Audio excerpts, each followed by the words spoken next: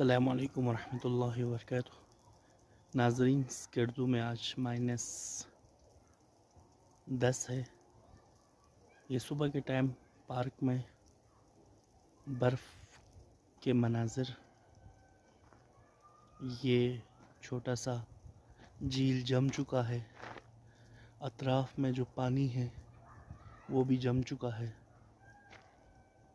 और सर्दी की शिद्दत में इजाफ़ा।